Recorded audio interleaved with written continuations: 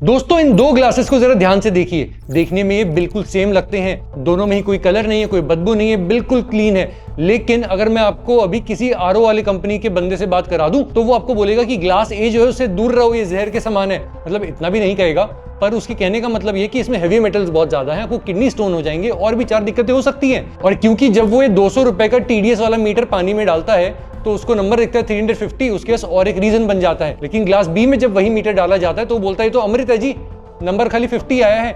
आज मैं आपको वो सच बताने वाला हूं जो कि 20,000 रुपए की एक मार्केटिंग कैंपेन में छुपी होती है। सच ये है कि जो ग्लास ए का पानी है वो म्युनिसिपल वाटर है और वो बुरा जरूर है लेकिन इतना बुरा भी नहीं है। और जो ग्लास बी है वो डेड वाटर है। डेड वाटर से मेरा मतलब है कि वो एसिडिक है, वो डीमिनरलाइज्ड है, वो इतना भूखा पानी कि जब वो आपकी बॉडी के अंदर जाता है वो आपकी बॉडी से कैल्शियम को खींचने लग जाता है। पर अब आप मुझे बोलोगे जयंत रुक जा यार, तू कुछ भी बोल रहा है, ऐसे थोड़ी होता है, और ये पानी तो आरओ वाला हमें इतना मीठा लगता है। वहीं रुक जाओ, वो मिठास नहीं है, वो एसिडिटी है। जब पानी में से सारे अल्कलाइन मिनरल्स निकल जाते हैं जैसे कि कैल्शियम और मैग्नीशियम, तो उसका पीएच लेवल नीचे गिरने लग जाता है और पानी एसिडिक हो जाता है। जब आपकी जीभ पे वो पानी जाता है वो आपको हल्का फील होता है और आपको लगता है कि पानी मीठा है। इस इंडस्ट्री ने सिर्फ आपको डराया नहीं है, कुछ हद तक उन्होंने आपका टेस्ट ही बदल दिया है। एंड इन इफेक्ट एक फेयर फिल्टर का यूज करके हमें ब्रेन वॉश कर दिया गया है। एक पूरी इंडस्ट्री खड़ी हो गई जो कि आपके डर को बेच रही है। जो टेक्नोलॉजी समुद्र के पानी को साफ करने के लिए बनाई गई थी वो आज आपके किचन में लगा दी गई है। और इसकी कीमत सिर्फ वो 20,000 रुपए नहीं है जो कि आप मशीन के लिए दे रहे हैं, इसकी कीमत है वो करोड़ों लीटर पानी जो कि रोजाना इंडिया नाली में बहा देता है। आज grow edge with Jayant Mundra यानी मेरे साथ हम इसी पूरी इंडस्ट्री का पोस्टमार्टम करने जा रहे हैं। चलिए दोस्तों इस खेल को जरा समझते हैं। सबसे पहले बेसिक्स को हम क्लियर करेंगे। ये जो टीडीएस का बूथ है जिससे हर सेल्समैन आपको डराता है, इसका फुल फॉर्म होता है टोटल डिसॉल्व्ड सॉलिड्स। एक सूटकेस को आप इमेजिन जरा कर लो। अगर मैं आपको कहूं कि सूटकेस का वजन थोड़ा ज्यादा लग रहा है तो क्या इसका मतलब ये होता है कि उसके अंदर बॉम्ब ही होगा? नहीं हो सकता है ना, उसके अंदर कुछ और भी हो सकता है, बिस्किट का पैकेट भी हो सकता है, कपड़े भी हो सकते हैं। वजन से कंटेंट का पता नहीं चलता है। टीडीएस मीटर पानी के अंदर बस वेइंग स्केल की तरह काम करता है, वो पानी का वजन चेक करता है। ये कंडक्टिविटी मेजर है, दैट्स ऑल।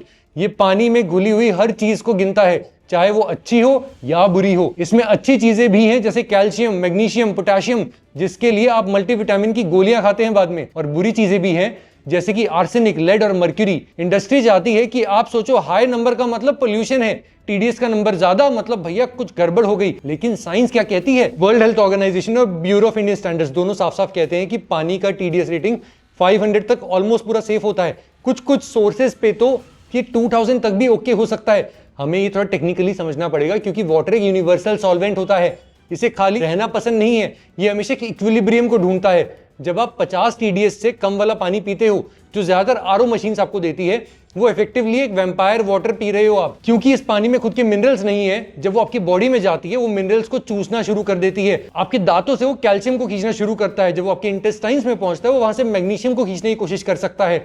और जो मेरे वेजिटेरियन दोस्त हैं, आपके लिए तो डर की बात और ज्यादा है। जब आप इस वैम्पायर पानी में दाल या चावल को पकाते हैं तो वो उससे भी मिनरल्स को वहीं पे खींचना शुरू कर देता है। आपको लग रहा है कि आप न्यूट्रिशियस खाना खा रहे हो, लेकिन भाई साहब आप शायद एम्प्टी कैलोरीज खा रहे हो। ऐसा इसलिए क्योंकि आपके पानी ने प्लेट तक पहुंचने से पहले ही न्यूट्रिशन को ऑलरेडी खुद ही खा लिया है, उसे चुरा लिया है। बेसिकली आप पैसे दे रहे हो उन मिनरल्स को निकालने के जो कि आपके दिल और हड्डियों के लिए बहुत ज्यादा जरूरी हो सकता है। ये प्योरिफिकेशन नहीं है, ये डीमिनरलाइजेशन है। और दोस्तों अब जरा मनी ट्रेल को भी समझो। इंडस्ट्री आरओ को इतना पुश क्यों करती है, वो भी वहां जहां पानी पहले से मीठा है, जैसे कि मुंबई में?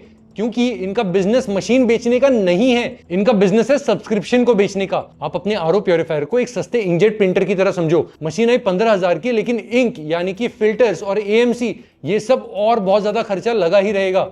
5 साल की लाइफ में आप कम से कम 25,000 रुपए सर्विस और स्पेयर पार्ट्स के नाम पे खर्च करोगे। मतलब आपने मशीन की कीमत 2 बार भर दी है या उससे भी ज्यादा। और ये हम सबके साथ होता है। ट्यूसडे की सुबह है, ऑफिस के लिए लेट हो रहे हो, लेकिन अचानक से आप सुनते हो beep beep beep beep, machine बंद हो गई है, रेड लाइट ब्लिंक कर रही है। आपको लगता है कि भैया शायद फिल्टर गंदा हो गया है, घर वालों को पानी कैसे मिलेगा? लेकिन भैया आप गलत सोच रहे हो, ऐसा कुछ नहीं है। मशीन के अंदर कोई मदरबोर्ड पे सेंसर नहीं लगा है जो कि पानी को चेक कर रहा है। उसे नहीं पता कि फिल्टर साफ है या गंदा। वहां बस एक टाइमर लगा है जो कि दिन गिनता है कि 365 दिन हो गए? अगर हाँ तो किल स्विच दब जाता है और मशीन अपने आप बंद हो जाती है। मैंने पुराने टेक्नीशियन से भी बात की है, वो इसे हार्वेस्टिंग सीजन कहते हैं, यानी फसल काटने का समय कहते हैं। उन्हें पता है कि मशीन कब मरेगी, क्योंकि उन्हें यह भी पता है कि कंपनी ने इसे मरने के लिए ही प्रोग्राम किया है। आप मेंटेनेंस के पैसे नहीं दे रहे हो, आप उस टाइमर को रीसेट करने का रैंसम दे रहे हो कहीं ना कहीं। और यही नहीं दोस्तों, कुछ नए मॉडल्स में तो इन्होंने RFID चिप्स भी डालनी शुरू कर दी है। अब ये क्यों होता है मैं आपको बताता हूं। अगर आप 500 रुपए देकर के किसी लोकल फिल्टर वाले से ठीक करवा लोगे तो उसमें अब जो नया पार्ट लगेगा उसके अंदर वो चिप नहीं होगी, तो मशीन काम नहीं करेगी, क्योंकि उसको चिप नहीं दिख रही है। उस चिप का काम क्या था, अब समझ पा रहे हो आप? बेसिकली जो आपका इंकजेट प्रिंटर था उसका ये रूल बन गया है कि भैया कंपनी से इंक लेके डालोगे तो चलेगा, बाहर की इंक डलवा ली तो वो चलेगी ही नहीं। लेकिन दोस्तों वो सेल को क्लोज कैसे करते हैं और एक पढ़े लिखे इंसान को कैसे कन्विंस करते हैं इन सब चीजों के लिए? वो यूज करते हैं एक जादूगर की ट्रिक जिसे कहते हैं इलेक्ट्रोलिसिस। सेल्समैन आपके घर आता है, वो एक लोहे की रॉड को निकालता है, आपके नल के पानी में डाल देता है। अचानक फिज आता है, उबाल आता है और गंदगी दिखने लग जाती है। पानी का रंग बदल करके काला या ब्राउन सा हो जाता है। वो उंगली दिखा के बोलता है, सर देखिए कितनी गंदगी है आपके पानी में। लेकिन टू बी वेरी फ्रैंक, ये एक पॉसिबल स्कैम है। वो जो काला या ब्राउन रंग आपको दिख रहा है वो गंदगी नहीं है, वो रस्ट या जंग है जो कि सेल्समैन की खुद की लोहे की रॉड से अक्सर निकला होता है। मैं आपको इसकी केमिकल इक्वेशन देता हूं ताकि अगली बार कोई सेल्समैन आपके पास आए तो आप उसकी बोलती बंद कर सको। जो रॉड वो यूज कर रहा है दोस्तों वो आयरन का या लोहे का है। जब बिजली पानी से गुजरती है, क्योंकि उसके अंदर मिनरल्स है, आयरन ऑक्सीडाइज होता है, वो रॉड लिटरली पानी में घुलने लगती है और वो ब्राउन स्लज आयरन ऑक्साइड होता है। अगर मैं यही टेस्ट महंगे वाले मिनरल वाटर पे करूं या फिर ताजे नारियल के पानी पे करूं तो वो भी ऐसा ही दिखाई देगा। इसलिए दोस्तों अगली बार सेल्समैन से सीधा एक समझदारी का सवाल पूछना, भाई अगर मैं इस आयरन की रॉड की जगह प्लैटिनम या कार्बन की रॉड यूज करूं तब भी पानी ब्राउन होगा या नहीं होगा? उसका चेहरा देखना सफेद पड़ जाएगा। या तो उसके पास जवाब नहीं होगा या उसे पता ही नहीं होगा कि उसको सिखाया इतना ही गया था।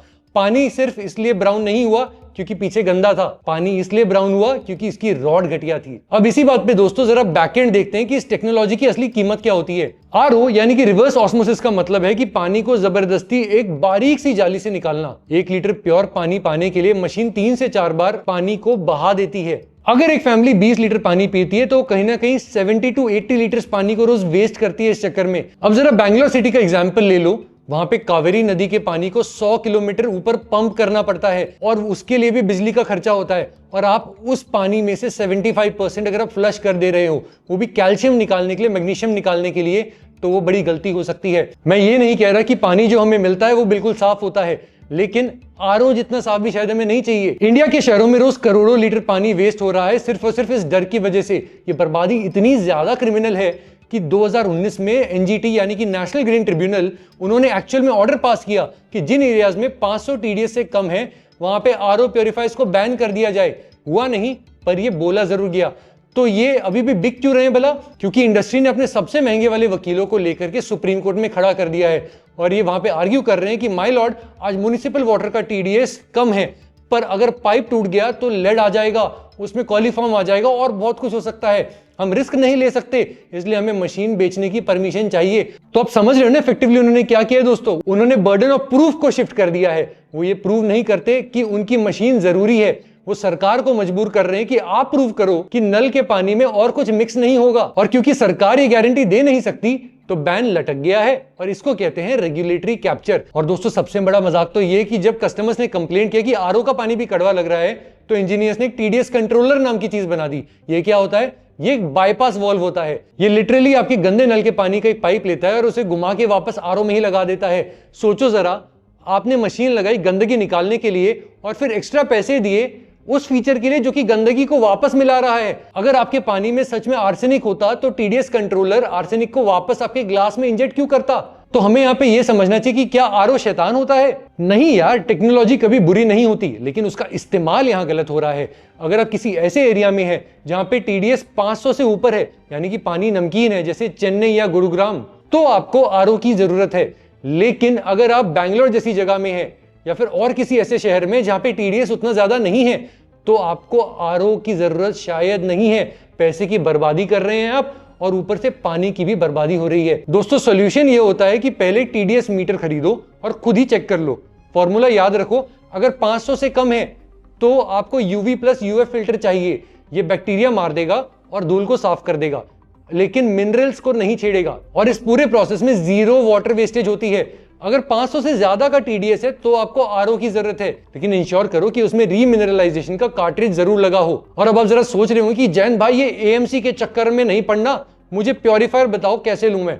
वेल, गूगल पे सर्च करो ओपन सोर्स आरओ कैबिनेट यानी कि यूनिवर्सल आरओ किट क्या होती है। इंडिया में एक बहुत बड़ा मार्केट है जहां हर शहर में लोकल असेंबलर्स हैं जो कि standard 10 inch housing filters use करके ये मशीन्स खुद बनाते हैं। क्वाइट लिटरली इसमें कोई भी रॉकेट साइंस नहीं है, इसमें आपको कोई चिप की जरूरत नहीं है, इसमें आपको कोई टाइमर की जरूरत नहीं है, कोई बीप बीप बीप की आवाज इसमें नहीं आती है और आप सुखी रह सकते हो। ये बात इतनी सी है कि आपको अपने अकाउंट्स का खाता मैनेज करना है कंप्यूटर के ऊपर, लेकिन आप उसके लिए एक मैकबुक को खरीदने के लिए मजबूर हो जाए। मैं आपको ये कहना चाह रहा हूं, अपनी हेल्थ के इंजीनियर खुद बनो। प्योरिटी का मतलब मीटर्स पे जीरो लाना नहीं है, बल्कि प्योरिटी का मतलब है बैलेंस को मेंटेन करना। किसी भी सेल्समैन की केमिस्ट्री ट्रिक को अपनी हेल्थ से मत खेलने दो। एंड हाँ, इनवॉइस को चेक करो, साथ में पानी को भी चेक करो, अपने फ्यूचर को नाली में बहाना बंद कर दो। आई एम जयंत मुंद्रा और दोस्तों आप देख रहे हैं Grow Edge. Stay curious, we'll see you again in the next deep dive video.